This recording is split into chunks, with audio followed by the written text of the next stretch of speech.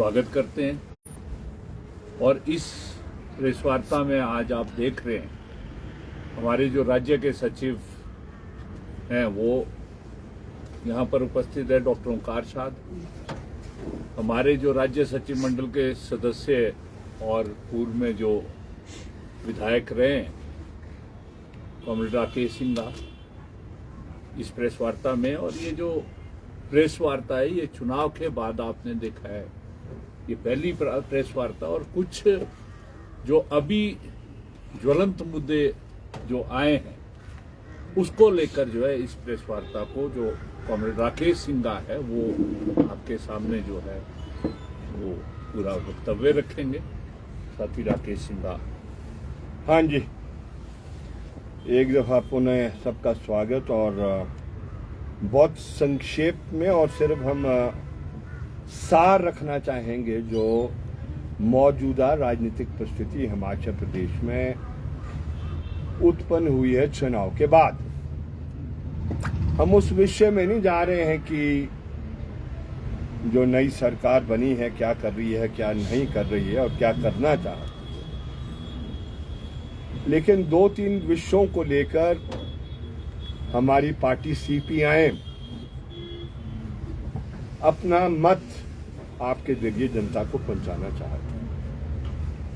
पहली बात है कि जो ये सरकार ने निर्णय लिया है कि जो अलग अलग इंस्टीट्यूशन हेल्थ के हैं या स्कूल के हैं या पटवार सर्कल है, वेटरनरी के हैं, आपके पीडब्ल्यू से रिलेटेड है, आईपीएचई से रिलेटेड है, जो भी संस्थाएं खोली हैं, जो बंद लेने का निर्णय लिया है, हम समझते हैं ये उचित नहीं है और ये बेबुनियाद तरीके से एक मौका बीजेपी को देता है, जिस बीजेपी को जनता ने इस चुनाव में नकार दिया था।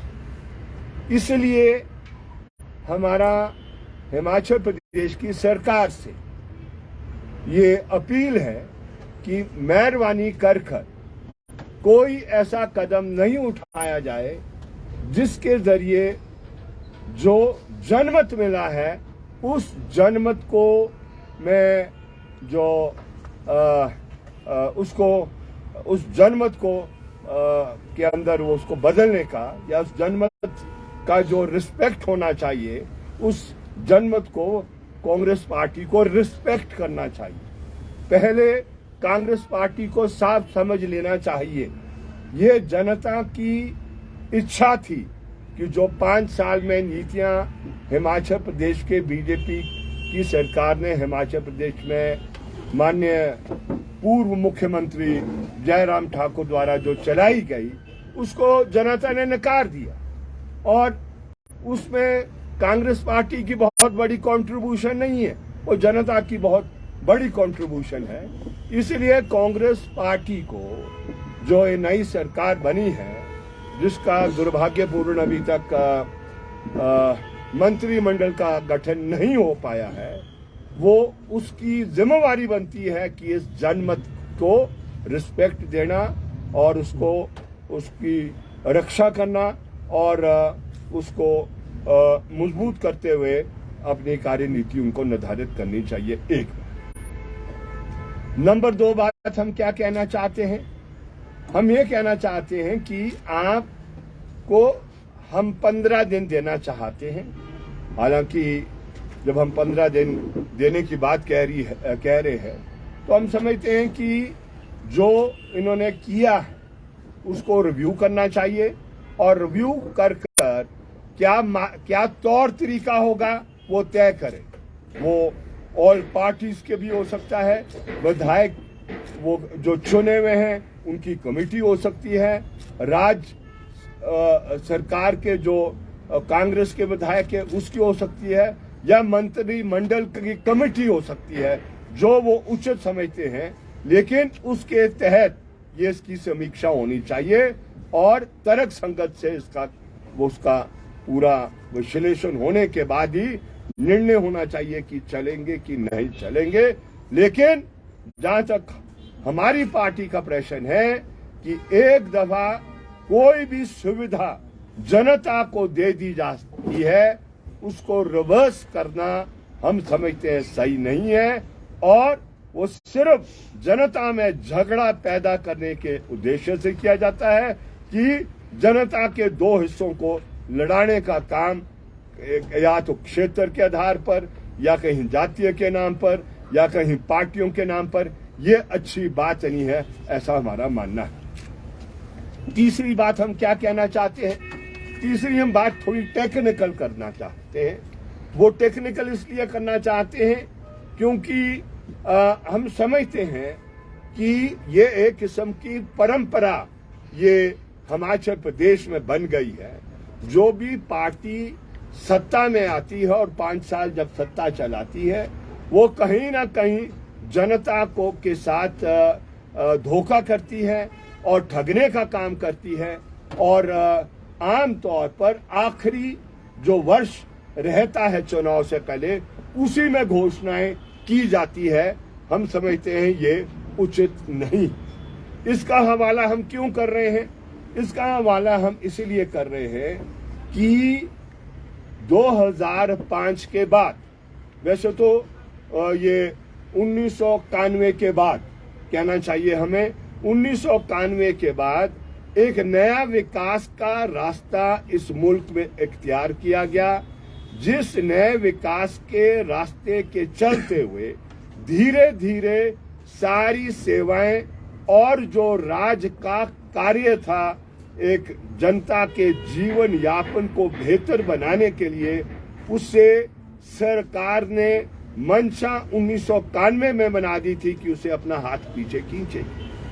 वो आस्ते आस्ते उसका असर पहले शुरुआत के दौर में नजर नहीं आया, लेकिन पिछले 5-7 वर्षों में वो नजर आना शुरू हुआ, जिससे लोगों की पीड़ा बढ़ी है और वो हर क्षेत्र में उसने जनता के जीवन यापन को प्रभावित किया है। चाहे शिक्षा है, चाहे स्वास्थ्य है, चाहे पीने के पानी का प्रश्न है, चाहे बिजली का प्रश्न है, या और खेती के प्रश्न है, सबको उसने प्रभावित किया, क्योंकि सरकार ने अपना निवेश कम करने का निर्णय वो लिया और समय समय में अलग अलग किस्म के कानून को लाकर उसको नियंत्रण करने का काम किया। और एक कानून इस संदर्भ में 2005 में लाया गया, वो हमारे हिमाचल प्रदेश में तो 5 में आया, दूसरे राज्यों में भी शायद ये 5 में आया होगा। कीपिंग इन अकाउंट दी 1991 की जो new liberal path of development है, जो विकास का रास्ता है। और ये 2005 में कानून जो हिमाचल प्रदेश के विधानसभा में लाया गया था, जिसके जरिए जिसके मापदंड के आधार पर ही बजट को पारित किया जाता है। ये मैं दोबारा इस बात को रिपीट कर रहा हूं कि जो बजट पेश किया जाता है विधानसभा के अंदर, it is subject to the condition of the 2005 fiscal responsibility budget management act. अगर आपका बजट उस पैरामीटर के अंदर नहीं होगा, आपका बजट पारित नहीं किया जा सकता।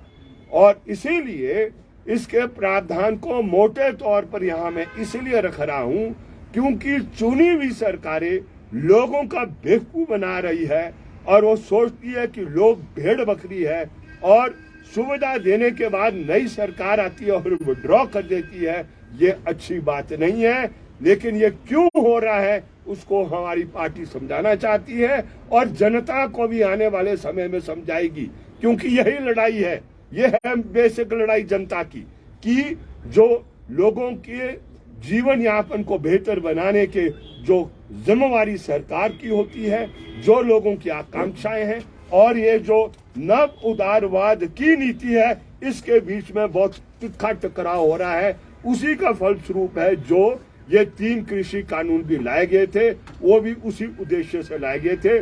लेकिन फिलहाल हम 2005 के कानून के बारे में आपको समझाना चाहते हैं कि उस कानून ने कहा है कि जो हमारा फिस्कल डेफिसिट होगा वो आपका धीरे धीरे उसको कम किया जाएगा और वो 3% के दर पर लाया जाएगा। अवधि जो पूरा आय राज्य की होगी, ग्रॉस डोमेस्टिक प्रोडक्ट जो स्टेट का होता है उसके 3% का होना चाहिए।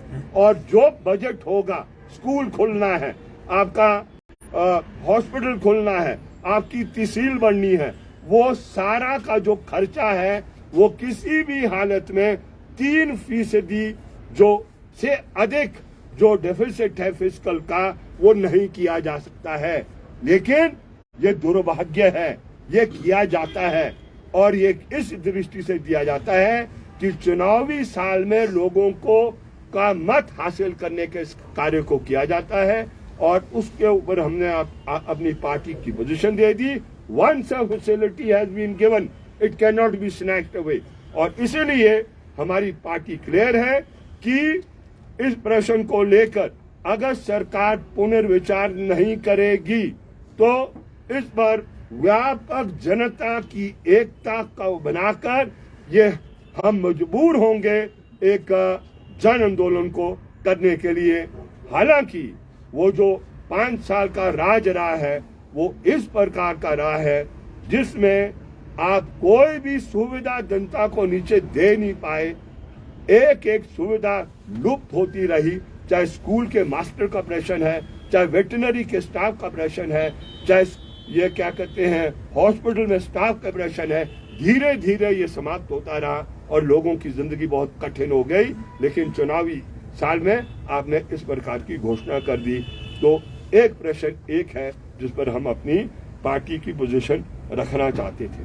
नंबर 2 है जो पिछले कल हमीरपुर के अंदर वो जो आपका जो पेपर लीक होने का प्रश्न हुआ है, जो आपका ये JO IT कौन सा है 995 का जो पोस्ट कोड है उसका जो हुआ है, ये सिलसिला हिमाचल प्रदेश में पिछले 5 वर्षों में अलग अलग जो होते रहे हैं आपके सिलेक्शंस या जो भर्तियां होती रही है उसमें आपने अलग अलग किस्म के तौर तरीके अपनाए हैं और ये बहुत दुर्भाग्य है। और ये जो पकड़े गए हैं लोग, इसकी थरो छानबीन होनी चाहिए और पीछे से लेकर जो इस प्रकार की भर्तियां हुई है, खास तौर पर जो भर्ती निचले स्तर पर हुई है, जो आप आउटसोर्स में रखने का कार्य करते हैं या आपने IPH के अंदर रखे हैं। मैंने स्वयं विधानसभा में इस बारे में प्रश्न उठाया था लेकिन जानकारी नहीं दी। एक टेक्निकल बात को लेकर जानकारी दी नहीं गई। तो ये उस समय से लग रहा था कि इसमें हेरा फेरी की जा रही है, ये अच्छी बात नहीं है। और ये जो पब्लिक सर्विस कमीशन के भी एग्जामिनेशंस जो हो रहे हैं, खास तौर पर जो हम ये असिस्टेंट प्रोफेसर के कॉलेजों में करते हैं, इसके रूल बदल चुके थे 2018 में जो RNP थे। लेकिन इस सरकार ने उन RNP को भी कमीशन के जरिए बदला गया और सिर्फ एक स्क्रीनिंग टेस्ट के आधार पर जो इंटरव्यू में मेरिट बने की उसके आधार पर सिलेक्शन करने का काम किया। यह भी अच्छी बात नहीं है, इस पर भी पुनर्विचार होना चाहिए। मेरिट मीन्स मेरिट और merit does not mean interviews merit, है ना, ये स्पष्ट होना चाहिए। तो इसलिए उसके बारे में भी हम स्पष्ट करना चाहते हैं कि इसकी थरो ये छानबीन होनी चाहिए। और जो आखिरी बात हम कहना चाहते हैं जिसके लिए वार्ता पिछले कल भी चली है, वो सीमेंट उद्योग के बारे के विषय को लेकर अभी क्लियर नहीं है। उसने समय मांगा है अडानी ने उस विवाद को हल करने के लिए, लेकिन उसमें भी हम बहुत क्लियरली कहना चाहते हैं कि ये इस दृष्टि से किया जा रहा है कि अडानी की मोनोपोली हर तरीके से हो, सिर्फ सीमेंट मैन्युफैक्चरिंग के लेवल पर ही मोनोपोली ना बने, लेकिन उसके ट्रांसपोर्टेशन के लेवल पर भी वो मोनोपोली पैदा करना चाहता है। जिनकी जमीनें गई वो ट्रक ऑपरेटर्स बने, उनके पास और कोई चारा नहीं था, और अब पूरा ये रणनीति है उसकी कि किस तरीके से ट्रांसपोर्टेशन भी अपने हाथ में लेना और लोगों को वहां से उस कार्य से बेदखल करने का काम, ये हरगिज हमारी पार्टी अनुमति नहीं देगी। और इसलिए ट्रांसपोर्टर से अपील करती है, व्यापक एकता बनाएं। झगड़े हो सकते हैं छोटे मोटे यूनियन के स्तर पर, उनको आप साइड में कीजिए और पीपल्स यूनिटी पैदा करें, सिर्फ ट्रांसपोर्टर्स के जरिए नहीं, क्योंकि ये हिमाचल प्रदेश की जनता का प्रश्न है, उसमें व्यापक एकता पैदा की जाए। अगर ये 10 दिन के अंदर इस प्रश्न को नहीं ये इसका हल करेंगे तो हमारी अपील होगी ट्रांसपोर्ट यूनियन से कि वो व्यापक एकता बनाएं, और उस व्यापक एकता में हमारी पार्टी उनके साथ निश्चित रूप से खड़ा रहेगी, जिससे कि जो उसकी मंशा है वो पूरी हजारेदारी पैदा करने की उसको हम विफल करने का, उसको फेल करने का कार्य करेंगे। तो इन 3 प्रश्नों को लेकर हम आज अपनी ये बात कहना चाहते थे। तो इसके अलावा और